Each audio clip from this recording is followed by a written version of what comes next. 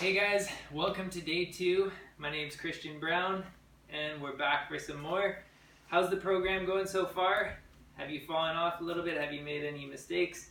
If so, not to worry, just try and get right back on it, and again, use that accountability chart to keep you in check.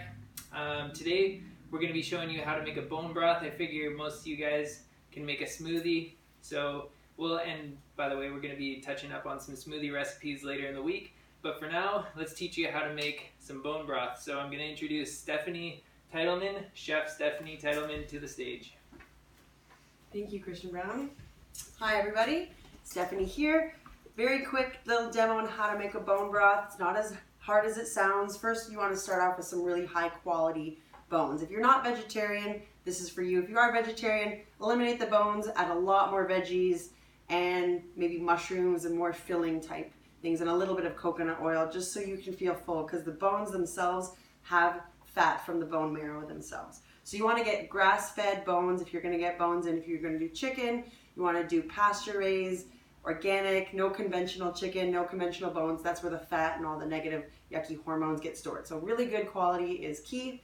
So pretty much lots of water. I'm using my crock pot here. I'm filling it up.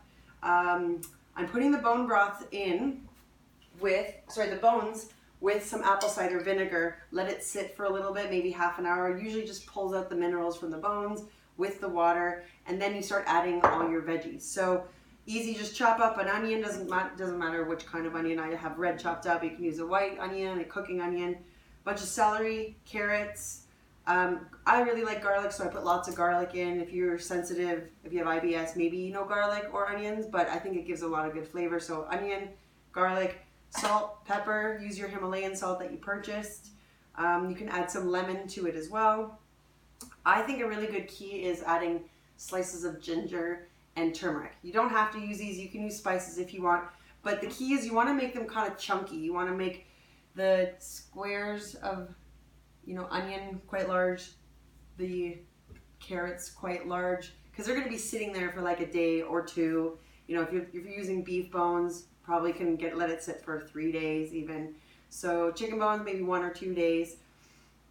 After you have all your stuff chopped up, throw it in, add your water. Try to use filtered water if you can. Throw some salt in. You can always add more later. Pepper. I like to put in a little bit of parsley, and then I add some fresh at the end.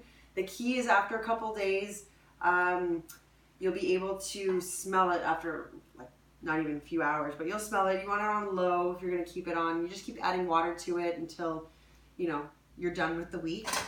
The key to a good bone broth is the straining. You want to strain it before you drink it. You might get some particles from the bone. You just kind of skim it off the top as you see it, kind of skim it. But at the end, you pour it into, this is a fine mesh strainer.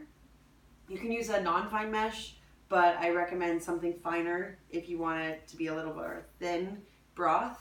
And you'll take your broth and you'll mix it in your Vitamix or whatever high-speed blender. Doesn't really matter how much vegetables you put in, but you want them to be the least starchier ones. So zucchini, asparagus. You can put in any kind of herbs you want into it. That gives a really good flavor. You can put in all your veggies. I would recommend cooking them. You can even take the veggies from the broth. It'll be nice and soft. You can throw them in. You'll put your broth in. You'll blend it up in maybe 30 seconds. Make sure it's all chopped up. I like to add some lemon or some acid, maybe some apple cider vinegar, because that's good for digestion. At the end, kind of play around with the saltiness, the pepper, and the acid. That's what will give you a really nice bone broth. So that's it. That's your bone broth recipe. If you have any questions, post in the Facebook group. I like to get my bones from a farmer's market. You get to talk to the farmers, and you can also go to Healthy Butcher, or any local butcher will have bones that you can purchase. So if you have any other questions, let me know, let the group know, and we'll see you guys on day 3. Did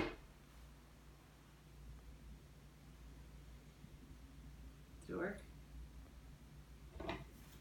No. Didn't work? It wasn't recording? No, it was. It just hadn't stopped. Okay. That was good, girl. Was it? Yeah, you killed it.